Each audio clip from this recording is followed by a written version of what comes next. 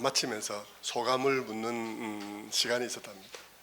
소감을 다 이렇게 얘기를 하면서 정말 좋았다고 얘기를 하는데 거기에 한 은퇴 목사님이 은퇴 기념으로 성지순례를 온 거예요. 그분이 소감을 말할 순서가 됐는데 그분이 막 통곡을 하면서 나보고 어쩌라고, 나보고 내 목회 다 못 끝났는데 나보고 어쩌라고, 내가 지금까지 가르친 거 다 잘못 가르쳤는데 지금 와서 올바른 걸 가르치면 나보고 지금 어떻게 하라고 하고 눈물을 흘리듯 통곡을 하더라는 것입니다. 저는 목회가 이제 7년 8년 남았습니다. 7년 8년 남았는데 저는 제 목회를 돌아보면서, 인생을 돌아보면서 젊은 시절로 돌아오고 싶은 생각이 전혀 없습니다. 뭐 조금 더 오래 살고 싶다 이런 생각도 별로 없고요. 그냥 그대로 살다가 주는 수명만큼 살다가 가면 좋겠다 생각하는데, 젊은 날로 돌아가고 싶다는 딱 한 가지 소망이 있다면 저는 제 목회가 지금처럼 이런 걸 깨닫고 한 목회가 아니라는 것 때문에 그게 너무 억울하고 너무 애통해서 제가 젊은 날을 그리워하는, 아쉬워하는 유일한 한 가지가 있다면 그것이라고 저는 말하고 싶어요. 팀 켈러하고 만남, 시티 투 시티 운동하고의 만남은 정말 그렇게 중요한 것입니다. 저는 여러분에게 이 얘기를 하는 이유는 여러분은 정말 행운아라는 것입니다. 젊어서부터 이것을 알고 수성시켜 나갈 수 있는 시간이 있다는 사실은 너무 귀한 축복이라고 저는 말하고 싶습니다. 우상에 대한 팀 켈러의 책은 다 읽어보셨으리라 생각해요. 너무 탁월한 책이어서 그것을 그대로 요약하면 정말 욕먹게 생겼고, 그것을 벗어나서 말하려니까 너무 그분이 잘해놓았고 이런 이제 애로사항이 팀 켈러를 강의하시는 분들이 모두가 다 그런 걸 느끼리라 생각해요. 사실 스티븐 엄 목사님이나 여기 오는 목사님들이 다 이런 부분에 얘기를 할 때 팀 켈러 목사님이 말한 그 안에서 대개 다 얘기를 하게 되는 것도 아마 그분의 강의와 책들이 그만큼 탁월하기 때문이라 생각합니다. 우리의 이 강의가, 우상에 관한 강의가 평행신도에 관한 강의를 넘어서서 우리 사역자들이 우상에 대해서 얘기를 나누기 때문에 좀 더 우상에 대해서 깊이 있게 또 넓게 살펴봐야 되리라 생각합니다. 우리의 삶이 우상과 얼마나 밀접한 관계가 있는지, 또 우상 문제가 성경 안에서 우리 사역에 얼마나 핵심적인 문제인지, 또 그 우상은 어떤 때 어떤 방식으로 드러나며 그 우상을 이해하는 일이 우리의 사역에 있어서 얼마나 중요한 것인지, 또 그 우상은 어떻게 무너지는 것인지, 그것을 무너뜨리기 위해서 우리의 말씀은 어떻게 선포해야 되는 것인지, 많은 부분이 우리는 사역자이기 때문에 또한 알아야 한다고 생각합니다. 그것을, 우상을 잘 아는 것은 우리의 마음속에 있는 심리적인 움직임과 우리의 마음속에 있는 역동들, 그 다이나믹이 어떻게 움직이는지를 잘 아는 것이기 때문에 복음을 선포하더라도 허공에다 선포하지 않고 정확하게 어느 지점에다 복음의 폭탄을 터뜨려야 되는지를 알게 되는 것과 같다고 말할 수 있습니다. 그러니까 우상은 이 복음 부흥의 설교를 하는 데 있어서 굉장히 예리한 그런 수술 칼과 같다고 말을 할 수 있을 거예요. 어제 김종호 목사님이 설교하시면서 프리시즌을 얘기하셨는데, 열정만 갖고 칼을 휘둘러서 되지는 않을 거다. 정확하게 수술 칼을 사용해야 된다고 말씀하셨는데, 우상은 그 복음 부흥, 복음 설교를 위한 중요한 도구라고 말씀드릴 수 있을 것 같습니다. 우상에 대해서 제대로 알고 나면 그동안에 우리가 선포한 복음이 얼마나 허공에다 대고 설교를 한 것인지를 알게 되는 것입니다. 옳은 소리죠. 옳은 소리는 옳은 소리인데 허공에다 대고 한 셈이 되는 것이죠. 그래서 오늘 이제 이 강의를 통해서 짧은 시간이지만 우상에 대해서 할 수 있는 만큼 해가려고 합니다. 굉장히 많은 분량이 많더라고요. 그래서 할 수 있는 만큼만 하려고 합니다. 자, 우상이란 무엇인가부터 시작을 해야 될 것 같아요. 우리는 우상에 대해서 우리와 별 상관이 없다고 느끼는 게 일반적입니다. 우리가 우상하고 상관이 없을 거다. 많은 경우 그렇게 생각합니다. 그렇게 되는 데는 적어도 두 가지 이유가 있다고 생각해요. 한 가지는 무의식적으로 우리는 우상이 굉장히 고대 사람들이 미개한 시대에 하던 관습이라고 생각하기 때문에 오늘 우리들, 이 계명한 시대의 우리들하고는 별 상관이 없을 거다 하고 생각하는 그런 착각이 하나 있고요. 또 하나는 우상에 관한 전통적인 교회의 가르침이 너무 무디다는 것입니다. 그것이 참 그 개념 정리부터 시작해서 우리가 그것을 클리어하게 이해하기가 조금 어렵고, 어떻게 우상이 우리 삶 속에 기능하는지에 관한 구체적인 얘기들을 우리가 잘 이해하지 못한 채 굉장히 막연하게 우상을 이해하니까 우상이 없는 같이 느껴지는 것이죠. 사실은 굉장히 밀접한 관계가 있는데도 불구하고 그렇다고 생각해요. 전통적 이해로서는 그렇죠. 하나님보다 더 사랑하는 게 있으면 우상이다. 하나님보다 더 사랑하는 거, 너에게서 더 사랑하는 거 있나?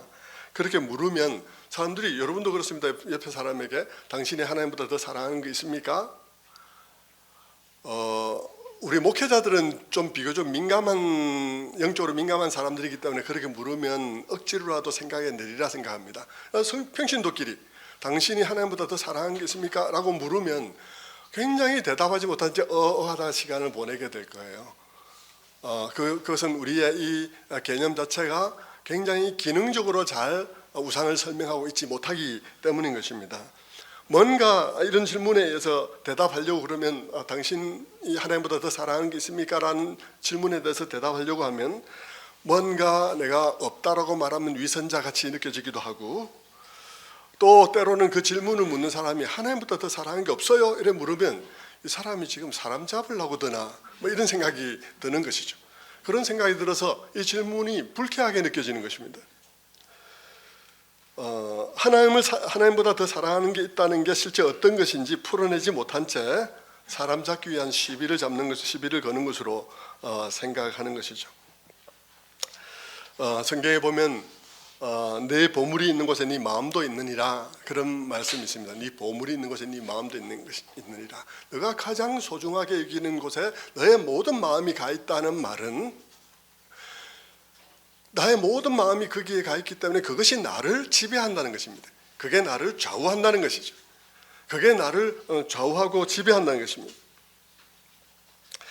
내가 그것을 소중하게 여긴다면 내가 그것에서 많이 좌우되겠죠. 기본 감정이 그것에 취득 여부는 아니면 그것을 잃어버리는 여부에 따라서 기본 감정이 왔다 갔다 하겠죠. 또 열정과 열심도 거기서 좌우되겠죠. 그런데 그것이 나에게 중요한 것이 아니라 가장 소중한 것이라면, 그것이 나에게 가장 소중한 것이라면 그것은 나의 모든 의지와 감정을 좌우할 것입니다. 그것이 이제 우리들에게 우상이라는 것이죠. 우상은 하나님보다 더 사랑하는 것이라고만 과거에는 얘기를 했지만 그것을 좀 더 이제 팀켈러는 자세하게 풀어낸 것입니다. 자, 그래서 그의 정의부터 시작해서 그가 설교 중에서 하는 정의라든지 책 속에서 혹은 여러 가지 다른 케이스에서 한 말들을 한번 뽑아봤어요. 뽑아보니까 우상에 대한 정의가 기본적으로 팀켈러는 1차적으로 이렇게 얘기를 합니다. 하나님 아닌 어떤 것, 즉 피조물이 우리에게 좋은 것, 필요하고 유용한 것을 넘어서 궁극적인 것이 될 때 그것이 우상이다. 피조물이 좋은 것을 넘어서 궁극적인 것이 될 때, 나의 삶의 전체가 거기에 달려있다든지 내 삶의 의미가 거기에 달려있다든지 하는 것이 될 때 그것이 우상이라는 것입니다. 그러니까 어떤 것이 그것의 위치를 벗어나서 궁극적인 의미가 있는 것이 될 때 그것이 우상이다, 그렇게 말하는 것이죠. 그것이 있으면 내가 살 의미가 있고 그것이 없다면 나는 살 의미가 없다. 이렇게 되면 그것이 나에게 우상이 된다는 것입니다. 그것이 없으면, 그것이 잃어버리면 나는 죽은 거나 다름없어. 이렇게 되면 그것이 나에게 우상이 되는 것이죠. 그렇게 우상을 정의하면 우리에게는 우상이 많다는 사실을 금방 알 수 있습니다. 하나님보다 더 사랑하는 것은 있냐라고 물으면 애매하게 느낄지 몰라도 그것이 없으면 내 삶의 의미가 없을 것 같아. 그렇게 그런 것이 있냐고 물으면 우리에게는 많은 우상이 있다는 사실을 알게 되죠. 우리 딸이 얼마 전에 작년 11월 달에 암이 생겼어요. 저희 딸이 둘째 딸이 36인데요. 엄청나게 충격이었습니다. 36살 된 딸이 암이 되니까요. 완전히 뭐 하늘이 무너지는 것 같고 충격으로 말할 수가 없었어요. 근데 그 시간 이후에 제가 딱 생각한 것은 뭐냐 그러면 우리에게 진정한 소망이 없다면 이때 무엇으로 견뎌갈까? 내 딸에게 그 진정한 소망이 있나? 교회를 다닌 건가? 아니면 우리 딸에게 진정한 소망, 자기 인생에 대한 진정한 의미가 있었나? 이것이 승패를 좌우하겠다 생각을 했습니다. 우리 딸은 다행히 뭐 정말 이 암으로 지금 수술을 이제 받은 지 얼마 안 됐는데 이 암으로 모든 이 과정을 겪는 동안에 어느 때보다도 행복하고 어느 때보다도 감사하고 어느 때보다도 그렇게 영적으로 좋은 상태에 있었어요. 육체적으로 좋은 상태. 아예 우리 딸이에요. 우리 부교육자들이 있으니까 아시는데 옆에 사람이 더 아픈 사람 같고 우리 딸이 더 안 아픈 사람 같이 이 항암 치료를 하는데 너무 깨끗한 얼굴로 이렇게 그 상황을 견뎌냈어요. 그리고는 신앙 가운데 더 깊이 딱 들어가고 딱 그 가운데 서더라고요. 부부가 다. 그러면서 그들이 저에게 수술 다 끝나고 편지를 보내올 때 아버님, 우리 사위가 그러더라고요. 아버님, 그때 쇼크 받았던 일이 생각납니다. 정말 처음 그 진단을 받고 큰 병원에 가라 했을 때 큰 병원에 갔다 와서 그걸 확정을 받고는 다시 처음 그 의사에게 찾아가서 정말 이것이 소망이 없는 거냐고 그렇게 물으면서 눈물을 흘렸던 일이 생각이 납니다. 그런데 아버님 그날 이후로 내 삶이 이렇게 감사한 삶, 이렇게 행복한 삶이 되리라고는 생각하지 못했습니다. 우리 딸하고 둘이가 그렇게 고백을 하더라고요. 근데 우리 딸하고 같은 나이에 그 어린이집에 어떤 다른 엄마가 또 암인 것 같다고 큰 병원에 가라고 그렇게 요청을 받은 거예요. 그 사람은 교회 다니지 않는 사람이었습니다. 그날로 죽은 사람이에요. 그날로 죽은 사람이에요. 그래서 큰 병원에 가서 암이 아닌 거로 밝혀졌어요. 그래 이 사람이 거기서 헤어나게 됐는데 그날로 죽은 사람이 되는 것과 그런 상황에 있는 제 딸의 모습을 보면서 우리에게 근본적으로 중요한 것이 무엇인가 하는 것을 생각하게 되는 것입니다.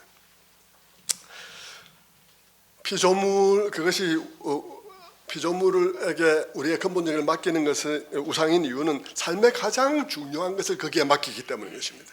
내 삶에 대한 의미, 나의 삶의 영원한 안전, 그리고 나의 삶의 근본적인 행복을 거기다 맡기니까 그것이 우상이 되는 것이죠.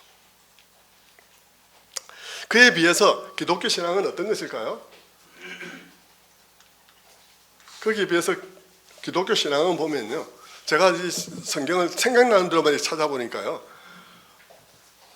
내가 여호와께 아뢰되 주는 나의 주님이시며 주밖에는 나의 복이 없다 하였나이다. 주밖에는 나의 복이 없다 하였나이다. 주가 나의 모든 것, 나의 의미, 나의 모든 안전, 나의 행복, 나의 모든 것이라고 고백하는 게 기독교 신앙이죠. 시편 18편 나의 힘이 되신 여호와여 내가 주를 사랑하이다. 주는 나의 반석, 요새, 또 나의 하나님, 내가 피할 바위, 나의 방패, 나의 구원의 뿔, 계속해서 얘기할 수 있겠죠. 이 모든 것들은 다윗이 하나님이 나에게 모든 것에 모든 것 되신다는 것을 고백하는 것이죠. 그러니까 이 시편 성경의 고백들도 보면 우상 숭배와 반대되는 고백들이라고 사실 보면 여호와는 나의 목자시니 내가 부족함이 없으리로다. 의미에 있었으나 어떤 안전에 있었으나 행복에 있었으나 어떤 것에 있으나 나의 부족함이 없다. 그분이 나의 목자니까. 시편 27편 1절에 여호와는 나의 빛이시오 나의 구원이시니 내가 누구를 두려워하리요. 여호와는 내 생명의 능력이시니 내가 누구를 무서워하리요. 그분만 나의 영원한 완전한 안전이다. 그분만이 나의 피난처요 그분만이 나의 영원한 안전이다. 내 인생의 안전을 다른 데 가서 구하지 않겠다. 물론 내가 인생의 나의 안전을 위해서 내가 강구해야 될 많은 것들이 있지만 그러나 그것이 나의 근본적인 안전은 아니다는 사실을 고백하는 것이죠. 그런 성경의 고백들로 되어 있죠. 또 시편 37편 4절에도 보면 또 여호와를 기뻐하라 그가 내 마음의 소원을 내게 이루어 주시리라. 네 마음의 소원 그냥 단순하게 내가 고백하는 이거 주세요 저거 주세요가 아니라 진짜 내 마음 깊은 곳에 내가 무엇을 갈망하고 있는지, 내가 갈망하고 있는 그 안전, 내가 갈망하고 있는 그 의미, 내가 간절히 마음속에서 갈망하는 그것이 여호와로 인해서 채워진다는 것을 고백하는 것이죠. 그러니까 우리 기독교인의 신앙들은 다 이런 신앙이죠. 사실 보면 우상의 반대편에 있다는 사실을 보게 되는 것입니다. 주의 인자하심이 나의 생명보다 낫다. 주의 인자하심 한 가지만으로도 나의 생명보다 더 나은 것을 고백하는 것이죠. 시편 73편 하늘에서는 주 외에 누가 내게 있으리요 땅에서는 주밖에 내가 사모할 일이 없나이다. 하나님만이 나의 안전. 우리 보통 살아가면서 많은 것들을 의지하고 많은 것들을 바라보고 많은 것들을 추구하지만 시편의 제자는 그 모든 것 속에서도 하나님 외에는 비교할 것이 없다고 그렇게 고백하는 것이죠. 마태복음에도 보면 밭에 감추인 보아에서 그것이 너무 귀해서 자기의 모든 소유를 다 팔아서 자기의 모든 것을 다 팔아서 그래서 산다 하는 말들도 다 우상과는 반대되는 고백들로 되어 있다는 사실을 보게 되는 것입니다. 좀 이따 이제 이런 부분에 대해서는 좀 더 살펴보기로 하고요. 그 다음에 이제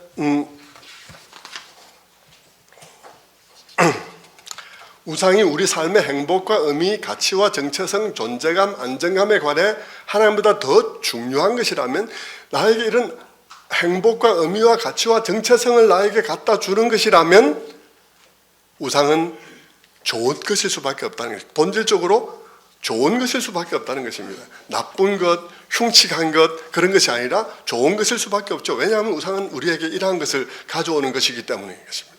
그러니까 우상이 우리가 가지고 있는 평상시의 개념하고는 너무 다른 것이라고 말할 수 있는 것입니다.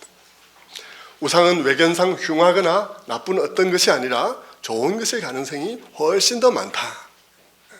나의 인생에 의미를 가져다주고 나의 인생에 안정을 가져다주고 나의 인생에 만족을 가져다주는 것이니까 우상은 나쁜 것이 아니라 좋은 것일 가능성이 훨씬 높다는 것입니다.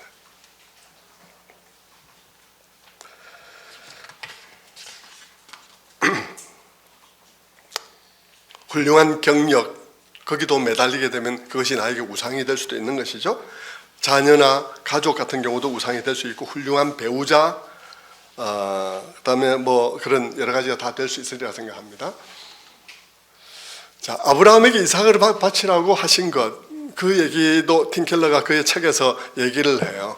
아브라함에게 이삭을 바치라고 한 것도 하나님께서 요구하시는 것은 이삭이 그냥 이삭이 되게 하라는 것입니다. 이삭이 너의 우상이 되게 하지 말고 아들이 그냥 아들이 되게 하라는 것입니다. 딸이 그냥 딸이 되게 하라는 것이죠. 아들이 우상이 되게 하지 말라는 것은 이삭이 우상이 되게 하지 말라는 것이죠. 그것이 하나님께서 아브라함에게 시험하고자 했던 것이고 그 아브라함을 시험하신 것으로 봐서 아브라함이 하나님을 오랫동안 기다렸던 것은 하나님 때문이 아니라 아들이었을 수도 있다. 아들 때문이었을 수도 있다. 두 개 섞여 있을 수도 있다. 그래서 아들을 준다기 때문에 아들을 기다린 것이지 하나님이 100% 아닐 수도 있다. 그래서 시험을 한번 해봐야 된다. 그렇게 팀 켈러는 설명을 하고 있죠. 굉장히 탁월한 예리한 그런 시각이라고 생각을 합니다. 네. 그 다음 두 번째로 우상에 대해서 두 번째 정의를 한번 찾아보면요. 우상에 대해서 이렇게 말할 수 있을 것 같아요.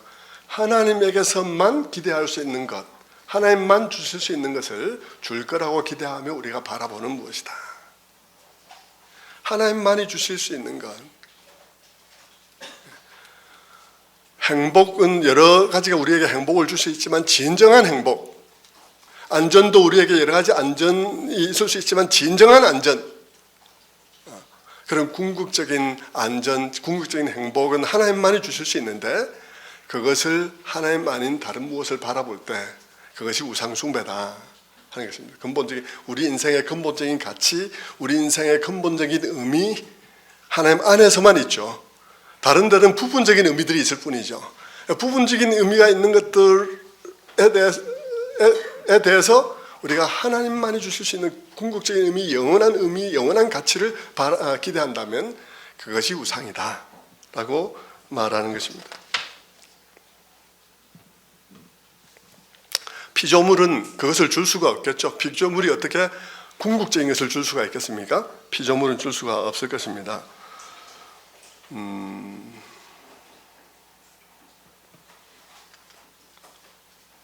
그래서 제가 이제 이렇게 한번 창세기의 이야기를 이렇게 그려봤는데요. 하나님과 아담이 위로 하나님이 있고 옆으로 하와가 있고 그리고 환경과 물질이 주어졌겠죠. 그리고 하나님에 대해서는 주어진 관계가 있을 것입니다. 마땅한 관계가 있겠죠. 인정하고 예배하고 순종하는 것입니다. 그리고 너라는 존재에 대해서는 사랑하는 것이 마땅한 관계죠. 물질에 대해서는 다스리는 것이 마땅한 관계일 것입니다. 그런데 이런 상태에서 인간은 마음속에 완전한 행복, 완전한 의미가 어떻게 이루어지게 되어 있나 그러면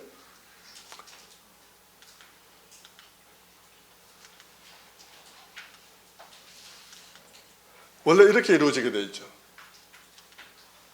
하나님으로 인한 만족, 하나님으로 인한 안전, 하나님으로 인한 의미 이런 것들이 있겠죠. 그리고 우리에게 준 이웃으로 말미암는 기쁨도 있고 이웃으로 말미암는 그런 의미도 있고 하겠죠. 하나님만큼의 의미는 아닐 것입니다. 물질도 그런 관계들이 있을 것입니다. 그런데 하나님을 거부해버렸어요.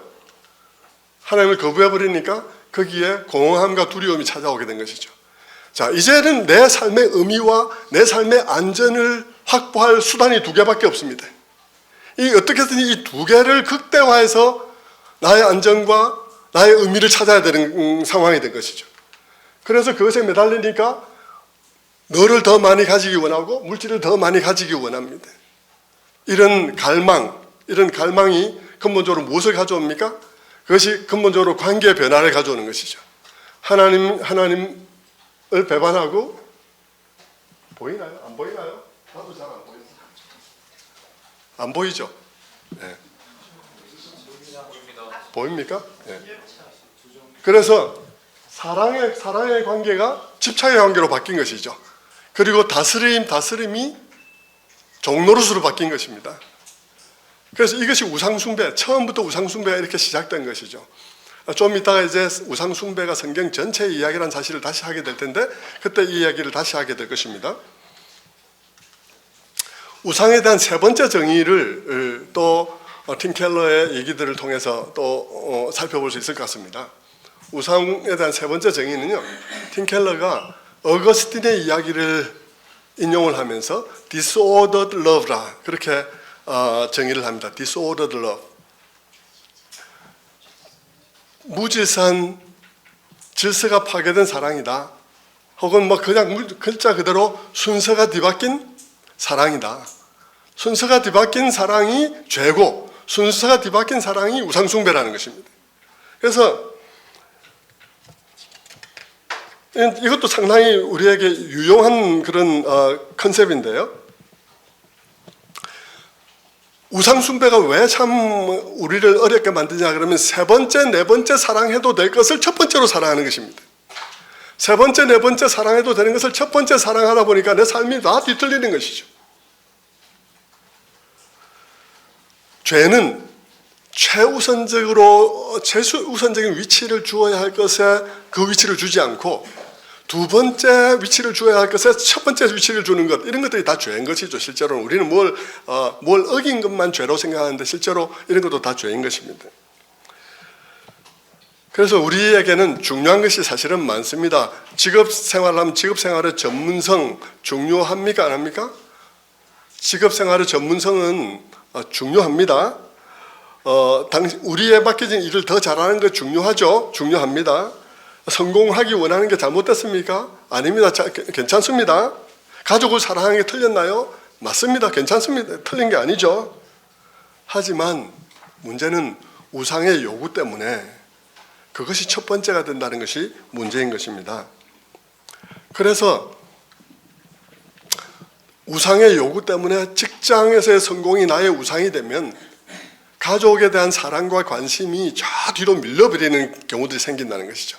그래서 우상숭배가 우리의 삶을 힘들고 뒤틀리게 만드는 거다. 그래서 disordered love, 우리의 삶을 막 순서를 뒤바꿔가지고 굉장히 어려운 상태로 만들어버린다 하는 그런 의미가 있겠습니다.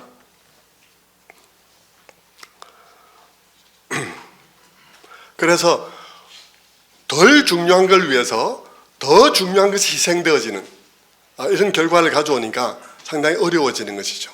덜 중요한 걸 위해서 더 중요한 것이 희생되어지고, 심지어는 하나님조차도 우리가 아마 입시 시즌에 보듯이 하나님조차도 입시를 위해서 종이 돼야 되는, 한 것이 덜 중요한 걸 위해서 존재하는 이런 결과를 가져오니까 이것이 우상숭배가 되는 것입니다. 입시 시즌에 우리가 보다시피 그런 일들이 생기는 것이죠.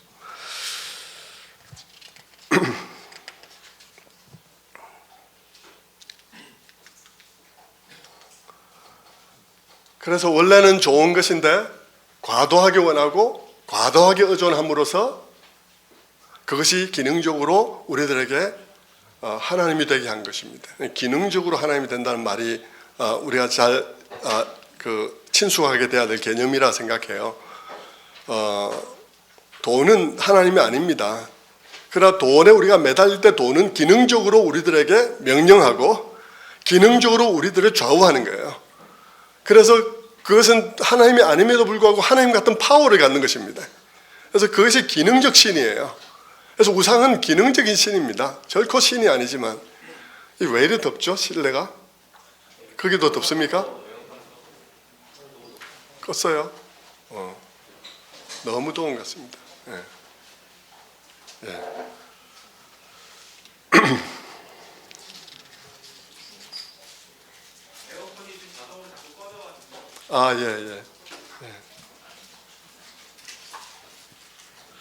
그래서 로마서 1장 같은 데도 보면, 로마서 1장에도 보면 하나님을 알되 하나님을 영화롭게도 하지 않으며 감사하지도 아니하고 오히려 그 생각이 허망해지며 미련한 마음이 어두워졌나니, 아까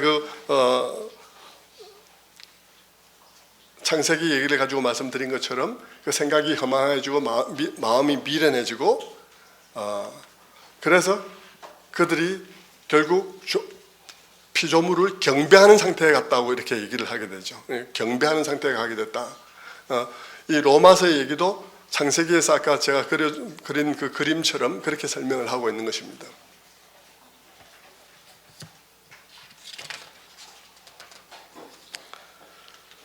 거기에 비해서 아까 말씀드린 것처럼 시편 30편 4절은 여호와를 기뻐하면 그가 내 마음의 소원을 내게 이루어 주시리라. 하나님을 거부함으로써 공허해진 마음, 그 마음 속에 자기도 모르는 가운데 계속 다이나믹하게 나를 몰아대는 그런 갈망들, 존재감, 그런 것들을 하나님께서 채워주신다는 말씀이죠.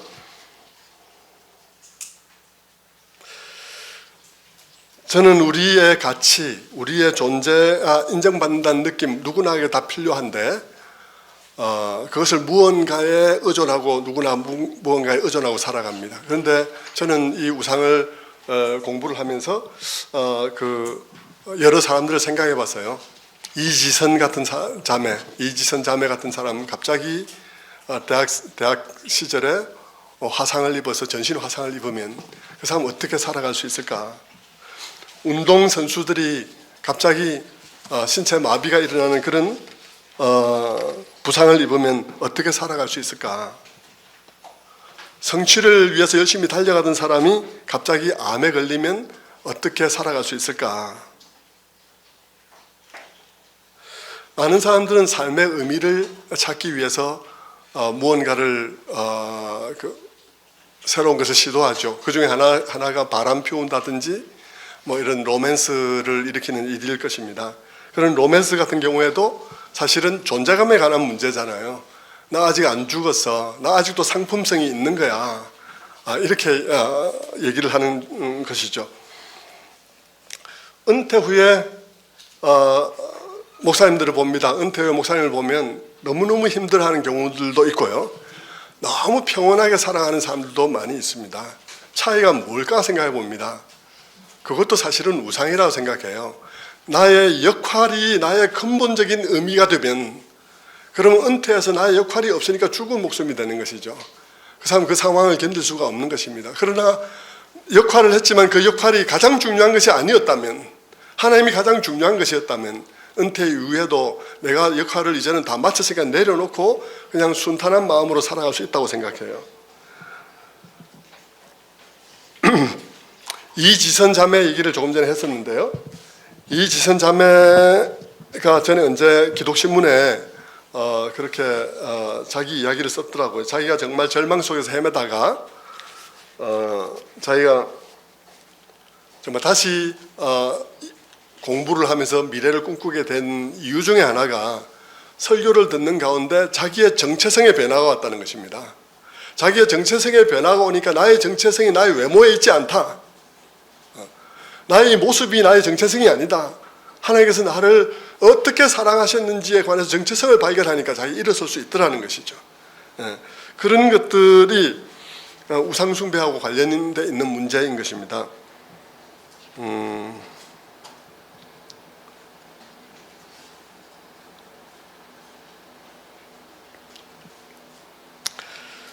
우상숭배에 관해서 어떤 것에 나의 가장 중요한 것을 맡기면, 나의 인생의 가장 중요한 의미, 나의 인생의 목적을 맡기면 그것이 나를 지배하기 시작하는 것입니다. 그것이 나의 하나님 노릇을 하는 것입니다.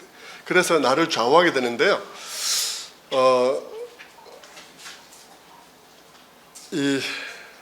거기에 데이비드 포스터 월러스라는 사람 이야기를 팀 켈러가 해요. 이 사람 말은 참 귀담아 들을 필요가 있는데, 이 사람 불신자예요. 불신자고 그는 이 말을 하고 난 다음에 오래 지나지 않아서 자살을 했어요. 자살한 작가인데요. 그런데 이 사람이 한 말은 이런 말을 합니다. 매일매일의 삶 속에서 무엇인가를 숭배하지 않는 경우는 없다. 매일매일의 삶 속에서 무언가를 숭배하지 않는 경우는 없다. 누구나 무엇인가를 숭배한다. 우리가 선택할 수 있는 것은 무엇을 숭배할 것인가만 선택할 수 있을 뿐이다. 우리 모두는 무엇을 숭배할 것인가만 선택할 수 있을 뿐이고, 아무것도 숭배하지 않는 사람은 아무도 없다는 이야기입니다. 그리고 세 번째로는 그런 말하기를, 그리고 무엇을 섬기기로 선택하든 그것은 당신을 산채로 잡아먹을 것이다. 이런 무서운 말을 했습니다. 당신이 무엇을 선택하든 그것은 당신을 산채로 잡아먹을 것이다.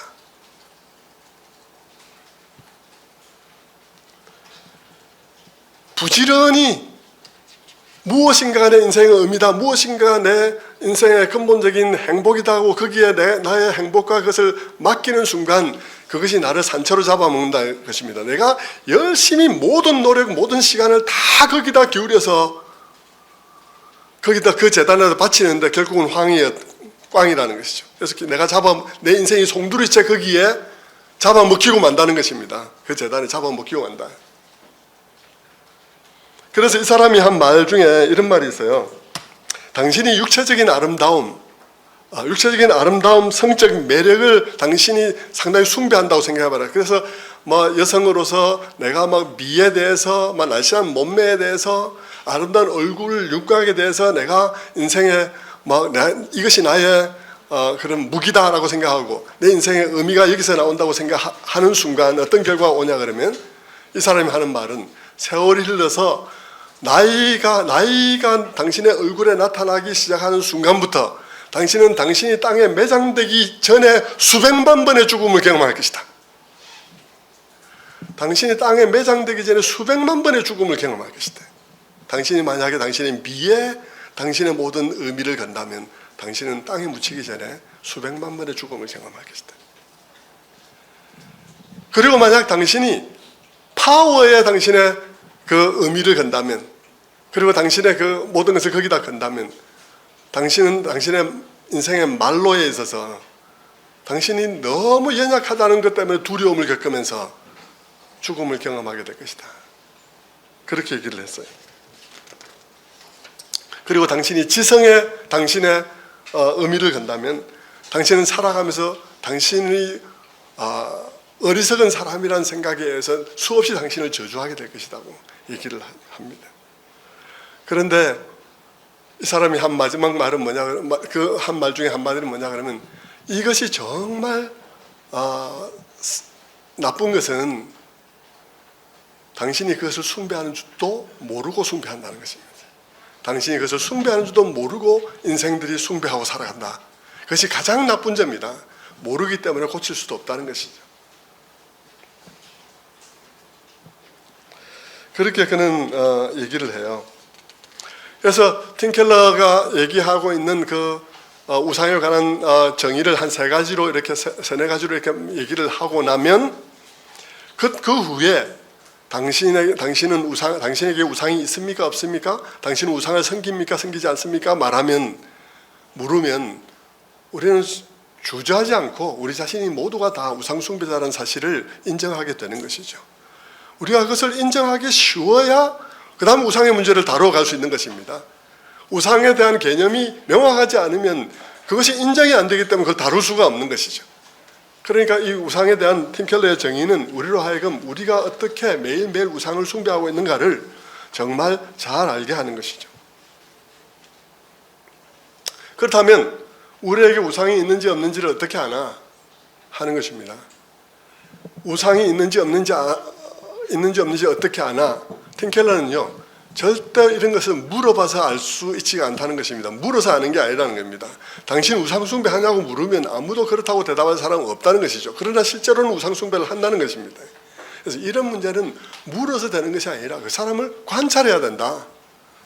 관찰해야 되는데 무엇을 관찰해야 되냐면 그 사람의 데이드림이 뭔가, 매일매일 눈 뜨면 꿈꾸고 눈 뜨면 생각하는 것이 뭔가, 그 사람이 매일 눈 뜨면 뭘부터 생각하나,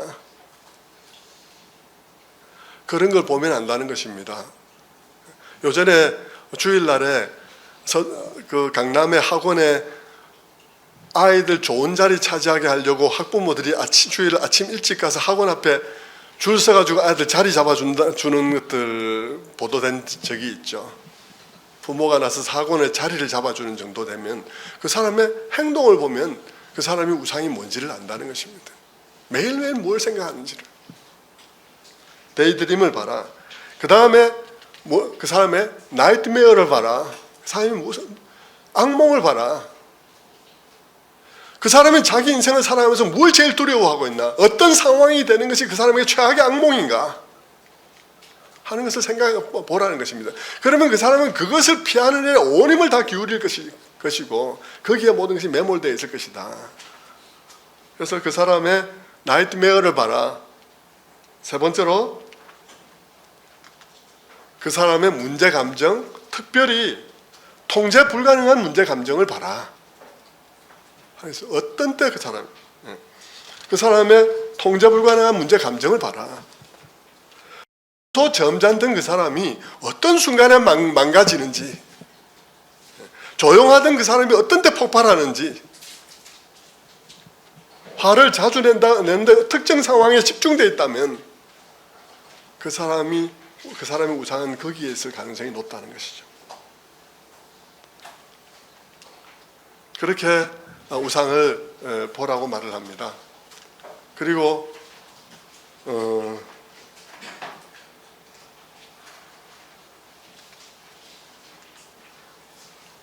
이면의 우상도 보라고 그러는데 이면의 우상도 보라. 더 깊이 좀 이따 다시 볼 것 같은데 돈을 우상으로 섬기는 사람, 돈에 막 매여서 돈 일전 한 푼도 제대로 못 쓰고 벌벌 떠는 사람 보면 저 사람이 돈이 우상이구나 하는 생각을 하게 되겠죠. 그러나 그런 사람들에게 저 사람은 돈이 우상이야 라고만 말하지 말고 그 이면에 우상이 있다는 것입니다. 저 사람이 왜 돈을 그렇게 원하냐, 뭘 하려고, 돈을 모아서 뭘 하고 싶은 거냐, 저 사람이 돈을 모아서 무엇이 되고 싶고 뭘 드러내고 싶고 어떤 인정을 받고 싶어 하는 것인가 하는 것까지 봐야 한다는 것입니다. 그것이 이면의 우상을 봐야 된다 하는 것이죠. 조금 전에 통제 안 되는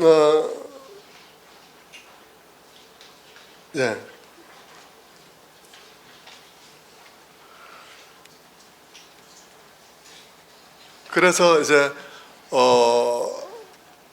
그 이면의 우상들을 보면서 우리는 가장 소중하게 여기는 무엇인가 위협을 받으면 불같이 화를 내게 되어 있기 때문에 단순히 화를 낸다고 생각하지 말고 그 사람이 무엇을 건드리고 있는가를 분석을 하도록 그렇게 해야 된다는 이야기를 하고 있는 것이죠. 우상숭배는 누구나에게 다 있는 것입니다. 아브라함만 조상대대로 우상숭배를 하던 자리에서 부름받은 것이 아니라 이런 점에서 보면 우리도 조상대대로 우상숭배를 하고 있는 사람들 가운데서 부름받은 것이죠. 그래서 그렇게 부름받아 나와서 이제는 법적 신분의 자유를 누리고 있는 사람들이 되었는데 법적 신분의 자유를 넘어서서 실제적으로 자유를 누리는 사람, 그런 어저께 우리 노 목사님 말씀하신 대로 가스펠 플루언시, 복음이 체질화된 사람이 되도록 우리가 점점 지금 나아가고 있는 것이죠. 자, 그렇다면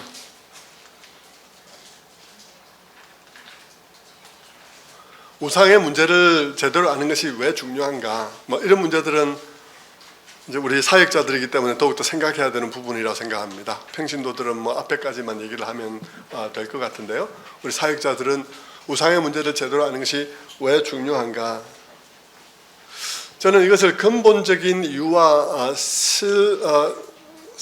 우리 실용적인 이유 그렇게 나누어서 생각하려고 합니다. 근본적인 이유는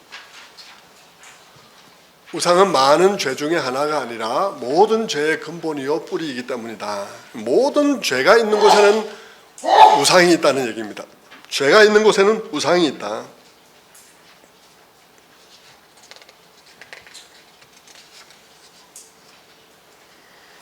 그래서 우상을 식별하려는 너무 중요하죠. 표면적인 우상이 있는가 하면 더 깊은 우상도 있는 것이죠. 방금 말씀드린 대로 돈을 억척스럽게 모아서 좋은 집, 좋은 차를 사서 신분을 과시하려는 사람도 있겠고, 미를 성형 수술을 하려는 사람도 있겠고, 여러 이유들이 있겠죠. 유의할 것은 표면적인 우상이 있는데 그 이면의 우상도 존재한다는 사실 속에는 표면적으로는 전혀 우상 같지 않은 이면의 우상이 존재하고 있는 경우도 있다는 것입니다. 예를 들면 교회 속에서 열심히 봉사하는 사람, 교회 속에서 열심히 봉사하는 사람의 열심 이면에도 우상이 있을 수가 있다는 것입니다. 오늘 우리가 이렇게 사역한다고 하지만 우리가 사역한다는 우리들의 이 모든 열심 이면에도 우상이 있을 수 있는 것 같은 것입니다. 그래서 교회에서 소동을 일으키는 사람, 문제를 일으키는 사람들 중에는 열심을 가진 사람들이 많은 이유들이 그 열심이 순수한 열심이 아닌 경우들이 많다는 사실이죠. 그것 때문이죠. 그래서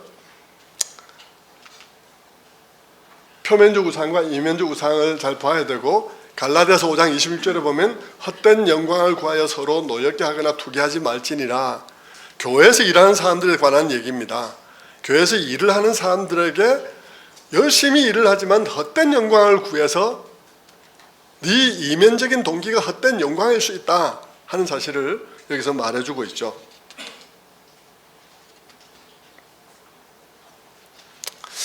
교회를 이렇게 사역을 하다 보니까 학교 다닐 때 공부를 잘하고 우등상 많이 타고 상을 많이 탄 사람들은요, 교회 안에서 직분을 별로 탐을 내지 않아요.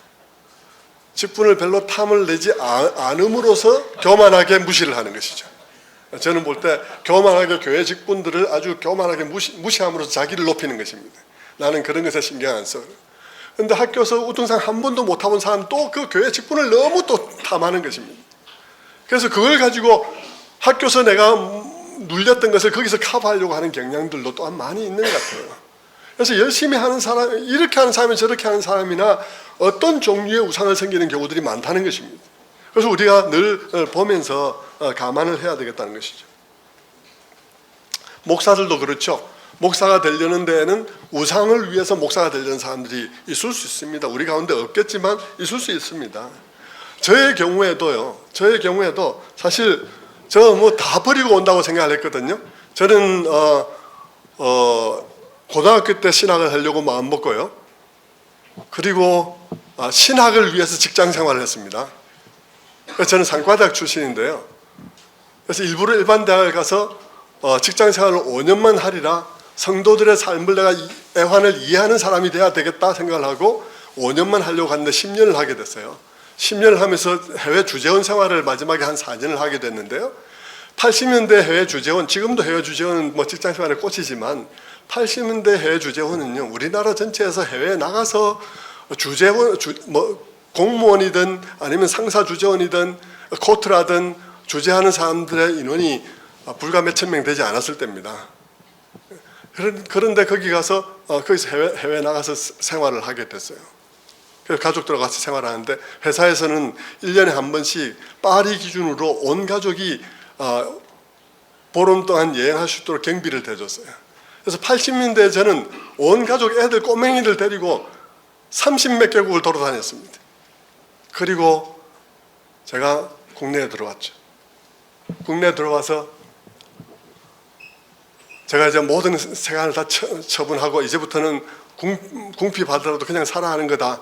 이제는 사역하는 거다 하고 이제 들어왔는데요. 해외에 있을 때는 이제 한국에는 그 당시에 어떤 상태냐면 자동차가 포니하고 스텔라가 있었습니다. 그래서 소나타가 막 첫 번째 소나타 나왔을 때예요. 제가 거기서 일본의 차들을 타고 다니고 있었거든요. 그리고 국내에 들어왔습니다. 국내에 들어오고 이제 신학교 가고 그래서 버스를 이제 차도 없이 버스를 타고 이제 가는 겁니다. 땀 삐직삐직 흘리면서 가는데 여기 그 신호등이 딱 있어요. 차들 내리다 보는데 검정색 차들이 와서 다 이렇게 서는 거예요. 제가 그 차들을 이렇게 바라보는데 갑자기 눈물이 났습니다. 눈물이 나면서 하나님 앞에 고백했어요. 주님 너무 감사합니다. 제가 저 삶보다 주님을 사랑하게 된 것을 너무 감사합니다. 하고 제가 눈물을 흘리면서 고백을 했다고요. 그런데 출애굽한 이스라엘 백성들을 바로가 다시 쫓아오듯이 제한테 옛날에 그 바로가 다시 너를 쫓아온 것이죠. 그러면서 제가 신학을 하고는 신학을 했는데 오라는 데가 없었어요. 아무데도 오라는 데가 없었어요. 단 한 군데도 저를 부교육자로 오라는 데가 없어서 할 수 없이 개척을 하게 됐습니다. 개척을 했는데요. 개척을 했는데도 한 명도 안 오는 거예요. 그런 시간들을 보냈어요. 그런 시간을 보내다가 어느 날 제 동기 얘기를 듣게 되었습니다. 제가 이제 학교가 조금 요즘 말하면 서울대를 한 100명씩 들어가는 이런 학교를 제가 나왔기 때문에 동기들이 다 잘 돼 있어요. 동기 얘기를 들었습니다. 이 친구는 제가 들어간 회사에 제가 얘기해서 들어오도록 길을 열어준 친구였어요. 근데 그 친구가 너무 잘 돼서 홍콩에서 어리어리한 주택에서 살아가고 있다는 것입니다. 그러면서 갔다 온 친구들이 얘기를 하더라고요. 근데 그때 저는 개척을 오라는 부교육자로 오라는 데도 없었고 또 개척을 했는데 오는 사람도 없고 정말 너무나 참 힘겨운 가운데서 그 소식을 들었을 때 제가 하나님 앞에 통곡을 했습니다. 왜 이러시는 거냐고. 그래 통곡을 했어요. 통곡을 했는데 하나님께서는 그 동안에 제 마음속에 제가 버리지 못한 것들이 버리고 왔으나 버리지 못한 것들이 종목만 바꾼 거예요. 제 우상의 종목만 바꾼 거예요. 직장 생활할 때 직장 생활의 승진과 그런 것들로부터 이제 이 사역이 있어서 어떤 성공으로 종목만 바꾼 것이죠. 그것을 내려놓게 하더라고요. 제 혼자서는 아무도 오지 않는 가운데서 하나님께서 제게 보여주신 것은 설교는 할 수 있지만 아무도 회심시킬 수 없고 아무도 오게 할 수 없고 전도를 해도 아무도 오게 할 수 없다는 사실을 하나님께서 철저하게 보여주었어요. 그래서 그때 이제 한번 눈물을 흘린 적이 있었는데 내가 아직도 옛날을 너무 그리워하고 있구나, 내가 버리지 못했구나 이런 생각을 하고 그 뒤에 제가 이제 개척을 해서 교회가 잘 이루어졌어요. 그런데 제가 현재 교회로 청빙을 받아서 참 특별하게도 저는 합동의 방식으로 현재 교회를 제가 부임하게 되었습니다. 제가 부임하는 걸 거절했는데 이 교회에서 제가 그 교인들과 함께 다 오기를 원했어요. 이 교회 상황이 너무 어려운 상황이었어요. 그래서 제가 이 교회 그렇게 합동해서 왔는데, 와서 보니까요, 이 교회는 너무너무 율법적인 데서는 최고인 교회였어요. 저희 교회는 또 다른 교회고, 두 교회가 합치니까 너무너무 힘든 상황이 바로 이제 들어간 것이죠. 합동이 정말 어려운 것은요, 여러분 아무도 상상하지 못할 거예요. 합동의 제일 큰 어려움이 뭔지.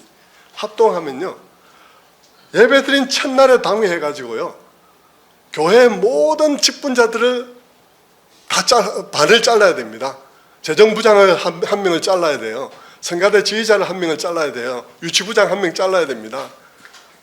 유년부장 한 명 잘라야 돼요. 모든 부분에서 다 잘라놓고요, 그리고 해야 됩니다. 어떤 상황이 되겠습니까? 이루 말할 수 없는 상황이 된 것이죠. 그런데 이 경향이 너무 다르고 학력에 있어서나 생활 수준 모든 부분에서 너무 다르기 때문에 이게 싸움이 언제라도 일어날 수 있는 상황인 거예요. 그 상황을 관리하면서 제가 하나님 앞에 이거는 인간으로 할 수 있는 일이 못 된다는 생각을 하게 되었어요. 하나님 앞에 기도하면서, 하나님 싸움 나면 저는 그냥 나갑니다. 그러면서 늘 기도를 하다가 어느 날 제가 하나님 앞에 이렇게 기도하게 되었습니다. 하나님, 꿈도 꿀 수 없네요. 신학을 공부하면서, 교회론을 공부하면서 이런 교회가 돼야 되겠다고 생각을 했는데 이게 뭡니까? 이것도 못하고 저것도 못하게 될 상황입니다. 꿈도 꿀 수가 없는 상황입니다. 살아는 매일매일 살아는 판입니다. 그러면서 하나님 앞에, 하나님, 꿈도 못 꿉니까? 꿈도 못 꿉니까? 그러면서 하나님 앞에 눈물 흘리면서 울었어요. 하나님께서 제게 눈물 흘리는 저에게 말씀하셨어요. 네 꿈이 뭔데? 그 질문이 제게 딱 들어왔는데요, 갑자기 제가 할 말이 없더라고요. 하나님께서 네 꿈이 뭔데? 그러면서 내가 이 상황 속에서 할 일이 있는데 네 꿈이 뭔데 지금? 내가 이 상황 속에서 네를 통해서 하려고 하는 일이 있는데 여기서 네 꿈이 뭐가 중요한 거냐고. 여러분, 내 삶 속에 우상은 정말 교회론으로 다가올 수도 있고요, 내가 어떤 교회를 만들어야 되겠다는 것으로 다가올 수 있는 거예요. 저는 거기서 내 어떤 꿈보다도 하나님께서 지금 하시고자 하는 일이 더 중요하고, 나의 꿈을 내려놓고 하나님이 하시고자 하는 일을 따라서 한 것이 가는 일이 더 중요하다 하는 사실을 완전히 인정하고 내려놨어요. 그리고 울기를 그쳤습니다. 그리고 교회 상황이 급속도로 좋아지기 시작했어요. 지금은 제가 이렇게 합동을 해서 나간 사람이 없고요, 거의 없고요, 지금 완전히 서로 사랑하는 관계로 다 이렇게 만들어져 있습니다. 근데 그렇게 되기 이전에 제 마음속에는 아주 교묘하게 좋은 교회를 만들고자 하는 꿈의 형태로 우상이 존재하고 있다는 것입니다.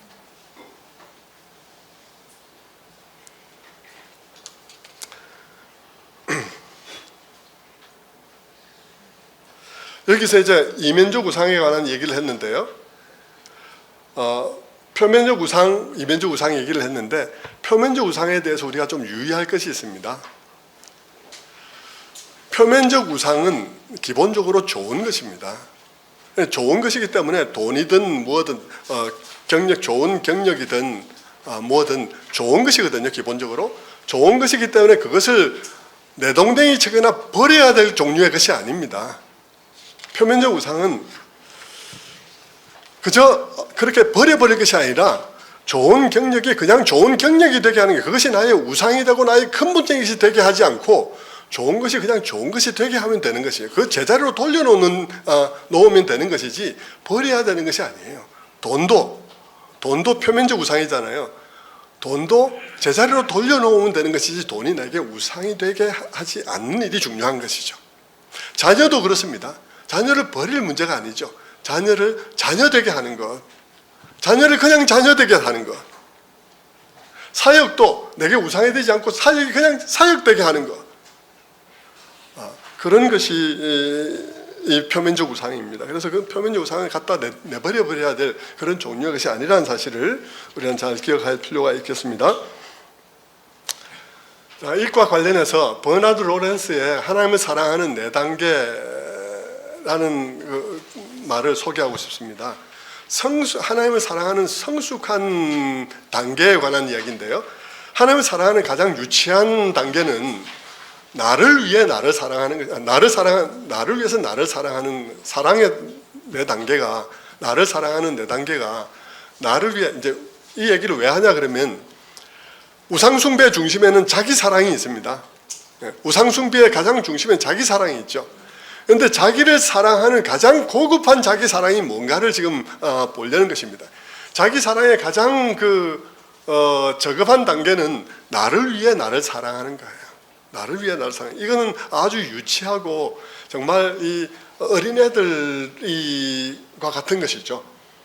두 번째는 나를 위해 하나님을 사랑하는 것입니다. 신앙생활을 하되 하나님을 사랑한다라고 말하는데 나를 위해서 하나님을 사랑하는 거예요.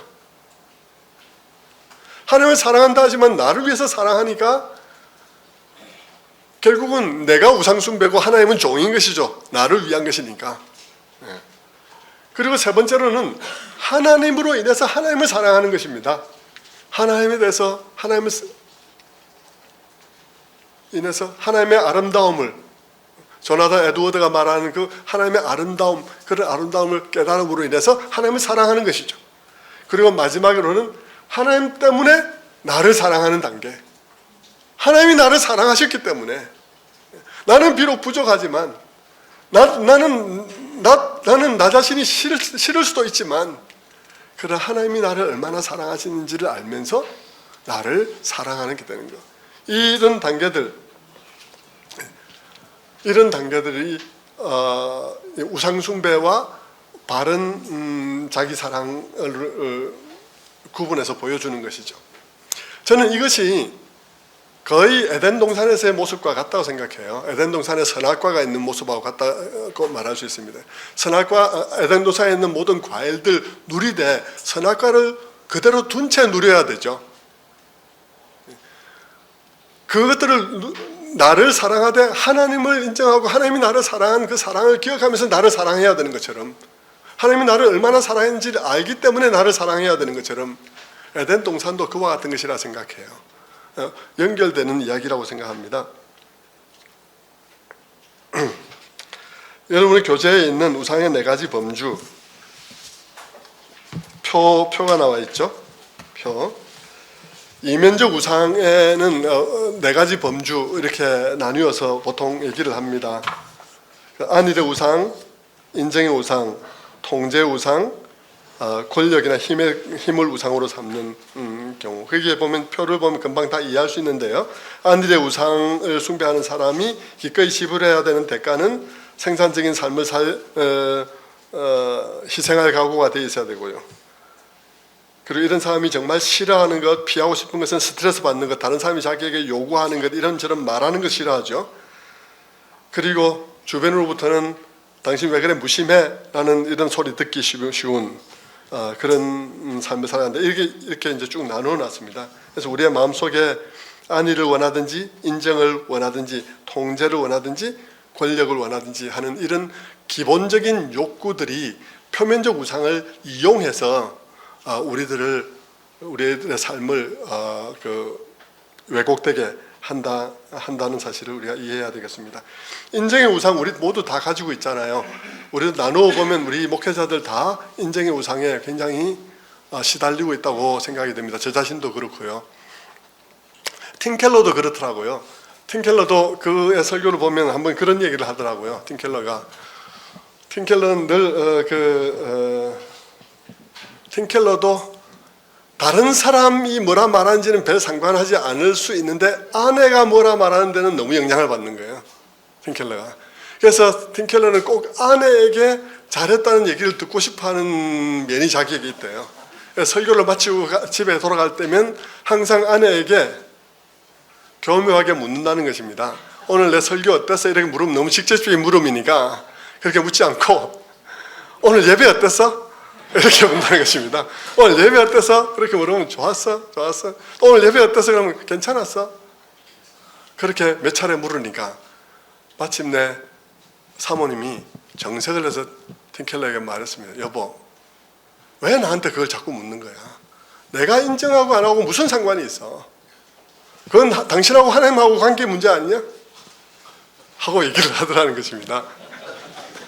사실 저도 제 집사람에게 묻거든요. 여러분도 물으리라 생각합니다. 묻는 사람도 있으리라 생각합니다. 근데 그 참 이 인정에 관한 욕구들 우리에게 너무나 강한 것이죠.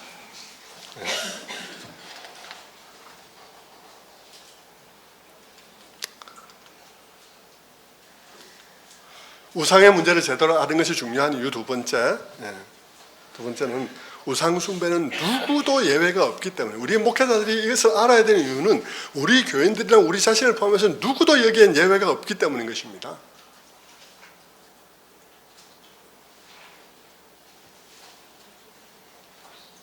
왜 우상 숭배는 예외가 없는 걸까? 왜냐하면 인간은 누구나 자기 인생의 근본적인 의미를 무엇인가 ը탁하지 않을 수가 없는 존재이기 때문인 것입니다. 내 인생의 의미, 궁극적인 그런 존재감에 대해서 무엇인가 의존하지 않을 수가 없는 것이죠. 그래서 누구나가 다 이런 우상 숭배를 하게 되는데요. 아까 그 월라스 얘기하고 똑같은 것입니다. 매일매일의 삶이 무엇인가를 숭배하는 삶이다. 아무도 숭배하지 않는 사람은 없고 우리가 선택할 수 있는 것은 무엇을 예배할 것인가만 선택할 수 있을 뿐이다 하고 얘기한 그 월라스 얘기하고 똑같은 것입니다. 그 다음에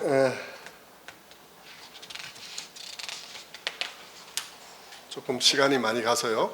조금 줄여가면서 하겠습니다. 세 번째로 우상 숭배를 제대로 알아야 하는 중요한 이유는 성경 이야기의 핵심이기 때문이에요. 성경 이야기가 처음부터 끝까지 우상 숭배에 관한 이야기입니다. 제가 이것을 묵상해 봤는데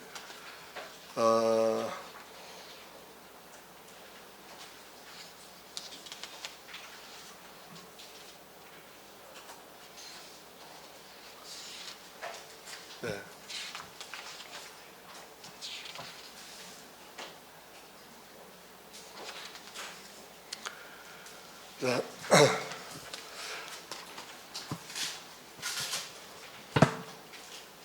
우리 창세기의 창조 이야기 그리고 타락 이야기 그리고 타락 이야기에서 시작되는 길고 긴 그 하나님의 구원과 회복에 관한 스토리는 근본적으로 자기 존재감과 만족을 위해서 하나님을 선택하지 않고 피조물을 선택한 일로부터 시작되죠.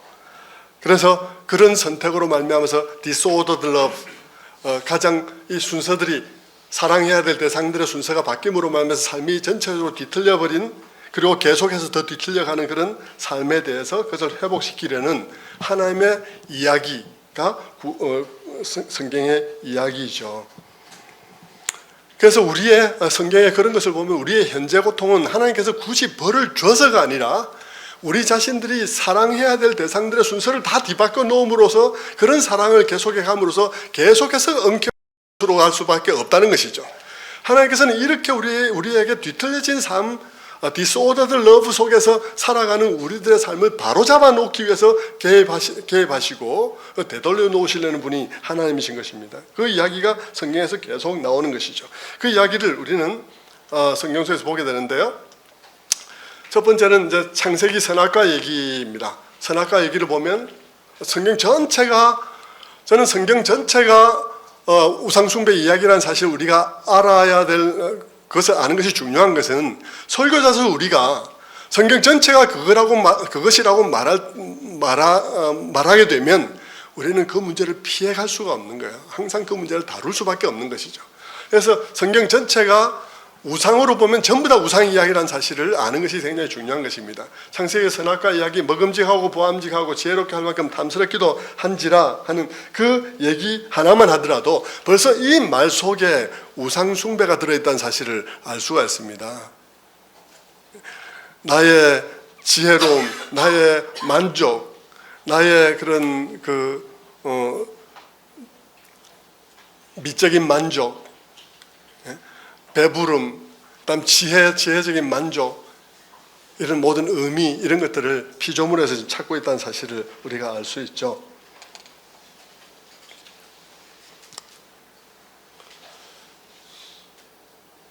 첫 인간은 자기의 근본적인 존재, 근본적인 행복에 관해서 창조주의 말씀이 아닌 주관적인 느낌, 자기의 주관적인 느낌과 만족감을 따랐던 것입니다.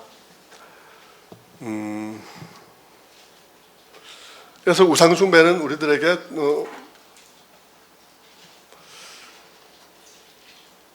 두 가지 명백한 결과를 가져왔는데, 하나는 어리석음이라는 결과를 가져왔습니다. 공허와 허망함과 어두움, 그런 것을 가져왔고, 두 번째로는 종되는, 피조물에게 종이 되는, 하나님을 빼놓고 다른 것에 나의 인생의 의미를 거는 순간 거기에 종이 되어버리는 것이죠. 그래서 종됨이 피조물의 종되는 결과를 가져왔습니다. 창세기는 그것을 잘 우리에게 보여주고 있고요. 에덴 밖에서 하나님 없이 스스로 만족과 안정과 행복을 추구해 가야 되는 인생을 보여주는 것이죠. 그래서 그것이 바벨탑의 이야기 속에서도 나오게 되는 것입니다. 바벨탑의 경우에도 자기들의 이름을 내고 안전을 거기서 도모하려는 결국 그 우상숭배의 개념이 그 속에 들어있는 것이죠. 아브라함을 부르신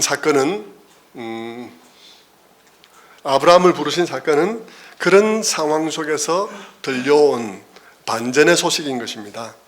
하나님께서 우상숭배와 잘못된 선택, disordered love를 통해서 계속해서 망가져가는 인간의 삶들을 회복시키려고 개입에 들어오는, 하나님은 그것을 치유하기 위해서 개입해 오신다는 아주 좋은 소식인 것입니다. 그러니까 거기서부터 복음이 시작되고 있는 것이죠. 그 회복은 결국은 모든 우상숭배의 유혹 속에서 사람이 떡으로만 사는 것이 아니라 오직 하나님 입에서 나오는 말씀으로 산다고 고백하는 이에 의해서 극복되는 것입니다. 그래서 인생의 가장 근본적인 것들에 대해서 하나님을 시험하지 않기로 결단하고, 인생의 가장 기본적인 것들에 대해서 하나님을 시험하지 않고 천하만국과 그 영광조차도 다른 곁길이 아니라 아버지께 순종함으로써 그 길에서 취하기를 결단한 그분에 의해서 이 우상숭배가 극복이 되는 것이죠. 팀켈러는 우상숭배에 대해서 그렇게 얘기를 합니다. 열심히 애쓰고 돌아다니지만 결국은 목적지에 도달할 수 없는 것이 우상숭배다. Traveling but not arriving. 돌아다니지만 결코 arriving이 없는, 그것이 우상숭배인데, 예수 그리스도에 의해서 결국은 이것을 극복하는 것을 우리가 보게 되는 것이죠. 그래서 우상의 관점에서 예수님의 시험을 보면 자신의 생명과 안전과 존재감과 자랑과 그 모든 것을 어디에 두는지를 대답하고 있는 것이라고 말할 수 있는 것입니다. 예수는 이 모든 것에 대한 대답은 아버지께 있다. 당장 내가 만들어 먹을 수 있는 떡보다도, 당장 사람들의 이목을 끌고 인정받을 수 있는 뛰어내림보다도 하나님 앞에, 아버지 앞에 순종하는, 아버지께 모든 것이 있음을 고백하는 아들로 남기를 원한다는 것이 예수 그리스도의 고백이죠. 그것을 통해서 이 모든 것을 극복해가는 것을 볼 수 있습니다.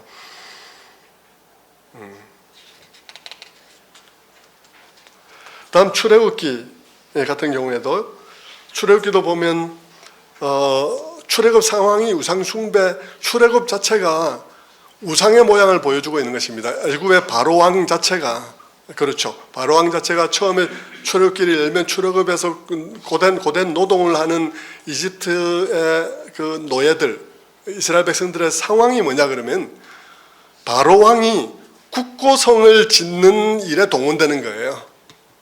국고성. 그러니까 쌓고 쌓아서 그것으로 안전하게 하고 그것으로 만족을 삼으려는 이 바로왕의 그런 국고성을 짓는 일에 끝없이 동원되고 있는 상황이 이 이집트에 출애굽하기 직전의 상황입니다. 그러니까 더 쌓고 더 그 국고성을 창고를 더 크게 지어서 나라를 안전하게 한다. 거기 우리나라의 안전과 시큐리티가 거기에 있다라고 생각하는 그 시스템에 동원되고 있는 상황이 지금 그 상황이죠. 이스라엘 백성들의 상황인 것입니다. 거기서 하나님께서 그들을 불러내어서 쌓는 것이 아니라 내가 만나다, 내가 물이다, 내가 메추라기다, 내가 반석에서 나는 물이다. 내가 너를 시원케 하고 내가 너를 만족케 하고 내가 너를 존재케 하는 것이다. 그리고 너는 쌓고 쌓아서가 아니라 네 이웃을 사랑하는 존재로서 존재해야 된다라고 불러내는 자리가 바로 그것이죠. 그래서 그렇게 출애굽 상황 자체도 보면 우상 숭배의 시스템으로부터 출애굽시켜서 하나님이 이런 삶으로 불러내는 것이 출애굽의 이야기인 것입니다. 그래서 거기에 십계명의 얘기가 나오는 것이죠. 십계명에 내 앞에 다른 신을 내게 두지 말라 얘기를 하시고, 그리고 안식일이 이웃 사랑과 하나님만을 섬기는 이 삶 사이에 안식일이 끼어 있는 것입니다. 안식일이 뭐겠습니까? 안식일은 출애굽의 상황, 출애굽 전의 상황하고 완전 반대되는 거예요. 출애굽 전의 상황은 짚을 주지도 않고 생산량을 만들어내야 되는 것입니다. 매일매일 더 강도 높은 노동에 동원되는 상황이죠. 그래서 그것을 그 이집트의 그 가치관에 따라서 더 많이 싸우면 더 안전한 것이라고 생각하는 그런 가치관에 따라서 계속 거기에 동원되고 있는 그들의 동원돼 왔는데 쉼 없이 하나님께서 불러내셔서 십계명을 주시면서 하나님 사랑과 이웃 사랑, 그리고 쉼이 없었던 그들에게 이 쉼이라는 안식일을 통해서 매일매일 쌓고만 쌓는다고 안전한 것이 아니다 하고 말씀하시는 것이죠. 출애굽도 어떻게 보면 이 모든 우상 숭배와 관련이 있는 것입니다. 여호수아 24장에 보면 오늘날은 선지자를 택하라라고 말하죠. 그 다음에 첫 가나안 공동체의 문제도 우상 숭배와의 싸움이었습니다. 그죠?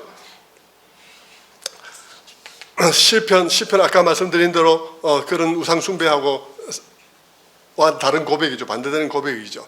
선지자들도 마찬가지입니다. 선지자들도 결국은 쌓고 쌓아서 안전을 취하려고 하는 사람들에 대한 싸움이죠. 이사야 선지자가 말한 것처럼 전토에 전토를 더하고 가옥에 가옥을 더한 자에게 화 있을진저 라고 말한 것처럼 네가 쌓고 쌓으면 안전할 줄 아느냐 하는 이야기가 선지자들의 이야기죠. 예수 그리스도께로 왔습니다. 예수 그리스도의 시험 사건 아까 말씀드렸습니다. 시험 사건 드렸고요. 말씀드렸고, 산상수훈, 예수님의 산상수훈도 뭡니까? 산상수훈 오른밤 때리면 왼쪽도 내놔라. 그 얘기들이 다 뭡니까? 예수님의 산상수훈을 그림으로 표현한다면 성곽이 없는 성이라고 말할 수 있습니다. 스가랴서가 말하고 있는 것은 성곽이 없는 성. 하나님이 성곽이 되어주는 것. 하나님이 우리의 안전이 되어주고, 염려하지 마라. 내가 네 성곽 되어줄게. 오른밤 때리면 왼밤 대놔라. 예수 그리스도의 가르침 산상수훈도 우상 숭배와 반대되는 그런 삶입니다. 제자들을 보내실 때도 예수님께서 두버롯 갖지 마라, 전대도 갖지 마라. 그리고 나중에 다시 그들에게 옷을 가지라고 말하고 전대도 가지라고 말을 하죠. 왜 그랬겠습니까? 소유하는 게 나쁜 것이 아니라 우상 숭배같이 그것이 나의 존재가 달려있고 그것에 나의 안전이 달려있다고 생각하지 말고 먼저 하나님을 경험하고 주님을 경험하고 그 다음에 그 깨달음 속에서 그것을 붙잡으라고. 그것이 그냥 돈주머니가 되게 하라. 돈주머니가 너희 우상이 되게 하지 말고, 옷이 너희의 우상이 되게 하지 말고 옷은 옷이 되게 하라. 그래서 다 놔두고 가라. 나중에는 가지고 가라. 이렇게 얘기하는 것을 보게 되는 것이죠. 우상 숭배의 개념과 다 상관이 있는 것입니다. 사도행전 보면 사도행전 성령이 강림하고 처음에 만들어진 공동체, 처음에 공동체 속에서 만들어진 것은 그동안 그렇게도 극복되지 않던 물질 우상이 극복된 모습을 보여주는 것입니다. 예루살렘 공동체에서 보여준 모습은 물질 우상이 극복된 모습을 보여주죠. 로마서 아까 1장에 있는 얘기했죠. 계시록에 가면 우상 숭배 얘기했죠. 제일 마지막에 가면 예루살렘에 우상 숭배자가 들어오지 못할 것이다. 제일 앞부분에 가서 보좌의 모습을 보여주면서 왕관을 하나님 앞에 던지는 그런 모습을 보여주면서 내가 열심히 살았지만 이것이 나의 자랑, 이 모든 것이 나의 것이 아닙니다. 당신의 것입니다. 고백하는 그런 모습들 우리는 다 연결이 되어진다고 볼 수 있어요. 그 다음에 우상 숭배를 그 다음에 제가 이제 PPT를 만들지 못했는데 실용적인 이유들이 있죠. 몇 가지만 살펴보고 마치도록 하겠습니다. 우상 숭배의 실용적인 이유들이 있는데요. 우상에 대한 이해는 죄의 실제를 깊이 있게 이해하게 하기 때문에 우상 숭배의 이해가 굉장히 중요한 것입니다. 죄의 동기를 이해하는 유일한 길이라고 말할 수도 있습니다. 우상 숭배에 대한 이해 없이 우리의 마음속에 죄가 어떻게 일어나는지를 잘 이해하기가 어렵죠. 전통적으로는 죄를 불순종의 관점에서 얘기를 했습니다. 여러분이 교회에서 우리가 이걸 왜 알아야 되냐면 교회에서 죄에 대해서 얘기할 때 불순종의 관점에서 막 얘기를 하면 교인들이 굉장히 식상해하고 굉장히 지루해할 수밖에 없습니다. 그런데 뭐 도둑질하지 말라, 도둑질은 나쁜 일이야, 뭐 이렇게 얘기를 하면 그 얘기를 잘 들으려고 하지 않죠. 너무 뻔한 얘기니까. 그런데 그들에게 지금 문제가 되는 것은 나쁜 것만이 문제가 아니야. 좋은 게 문제가 되고 있어. 문제는 도둑질과 강도질하고만 아니라 종종 우리에게 좋은 것들이 우리에게 문제가 되고 있다는 사실을 가지고 얘기를 하기 시작하면 많은 사람들이 거기에 대해서 공감을 가지게 된다는 것이죠.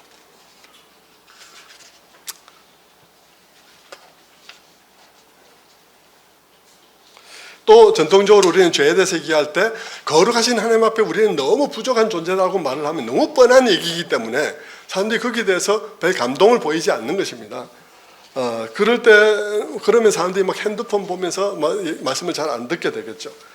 그런데 그런 사람들은 막 이렇게 거룩하신 하나님 앞에 우리는 너무 더러운 존재들이다 이렇게 얘기를 하게 되면 사람들은 굉장히 거부감을 가지면서 이 사람이 지금 사람 잡으려고 작심했나 뭐 이렇게 얘기를 하게 될 거예요.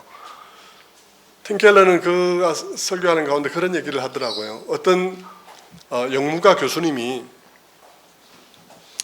영문과 학생들에게 자기는 산상수훈이 너무 아름다운 글이라고 생각을 해서 한번 산상수훈을 읽어보고 감상을 적어오도록 그렇게 리포트를 냈다는 것입니다. 그래서 학생들이 그 산상수훈을 읽고 감상을 적어냈는데 깜짝 놀란 거예요. 이 사람 자기가 기대했던 것하고 전혀 다른 반응이 나온 것입니다. 뭐라 하냐면 학생들이 이랬다는 것입니다. 난 산상수훈을 혐오한다. 그것을 읽으면 그것은 마치 내가 완벽해져야 된다고 말하는 같이 느껴진다. 그러나 그런 사람이 어디 있겠나. 또 다른 사람 말하기를 산상수훈의 요구는 어리석다. 그 산상수훈 여자를 보고 음욕을 품는 자마다 간음한 것이라고 말한다고? 누구든 증오하면 그게 곧 살인이라고? 이것이야말로 내가 들어본 얘기 중에 가장 극단적이로 어리석은 비인간적인 이야기다. 이렇게 얘기를 한다는 것이죠. 그러니까 이 사람들은 그냥 죄를 뭐 도둑질은 죄다, 간음은 죄다, 뭐 이렇게만 얘기를 하면 들으려고 하지 않고 자기 방어하고 변명을 한다는 것입니다. 그런데 그럴 때 우리가 우상이라는 문제를 잘 해집고 들어가면 그 사람들로 하여금 듣게 한다는 것이죠.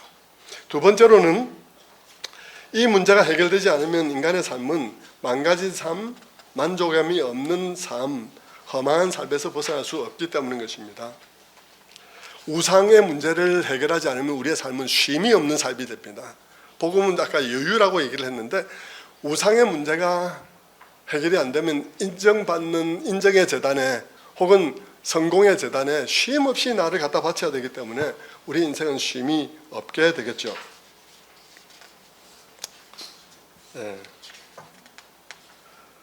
세 번째로는 마음과 상황을 더 깊이 이해하기 때문에 설교가 정조준 될 수 있다.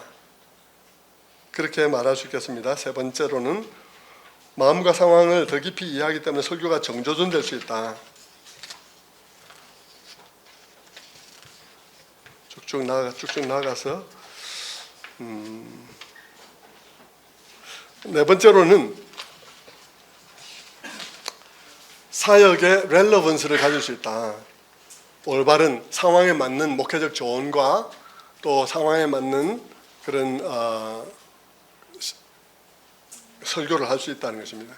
설교나 신방에서의 어떤 조언이나 이런 것들이 신방의 말씀들 얼마나 상황에 맞아야 되겠습니까? 우리는 상황에 맞는 말씀을 찾으려고 굉장히 노력하죠. 저는 굉장히 당황했던 신방이 있는데요. 한 번은 우리 교회에 새 신자가 왔습니다. 이 불신자예요. 불신자가 우리 교회에 와서 등록을 하고는 얼마 있다가 저에게 개업 예배에 신방을 요청을 했습니다. 그런데 가려고 하다 보니까 개업 예배가 뭐냐 그런 러브 호텔의 개업 예배였어요. 이 러브 호텔을 다 지은 거예요. 지었는데 거기에 이제 다 짓고는 와서 이제 기도해 달라는 것입니다. 여러분 어떻게 하시겠습니까?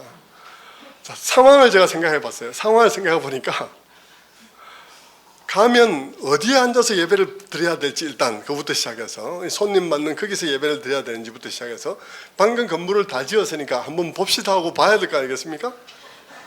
보고는 방을 들여다보고는 잘 지었네요. 정말 좋네요. 이래 말해야 되는 건가요?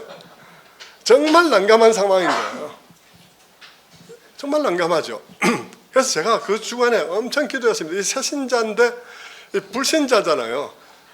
불신자가 와가지고 지금 예수를 믿겠다는데 이 상황에서 내가 뭐라 말해야 되냐, 정말 머리가 서고 그러다가 그날 아침에 하나님께서 지혜를 주셔서 그 사무실에서 예배를 드리기로 했습니다. 그 사람의 누나 가정이 장로님 가정인데 와서 앉았어요. 그래서 제가 마태를 부르신 예수님에 관한 얘기를 하면서 그렇습니다. 모든 사람은 자기가 처해 있는 상황에서 부름을 받는다고. 마태는 세관에서 부름을 받고, 나는 목사의 자녀이기 때문에 목사의 자녀로서 부름받았다고. 당신은 여기서 부름받는다고. 그러나 모든 사람은 그 자리에 있지는 않습니다. 부름받고 난 다음에 그 다음에는 거기서 출발해서 가는 것입니다. 이스라엘 백성들도 이집트에서 출애굽해서 갔습니다. 마태도 갔습니다. 나도 가고 있습니다. 당신도 앞으로 가야 될 것입니다. 그렇게 그렇게 이제 신방 설교를 했습니다. 저는 그 어려운 상황 속에서 지혜를 주셨다 생각해요.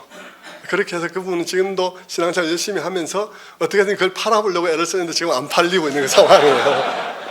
어쨌든 그런 상황이고요.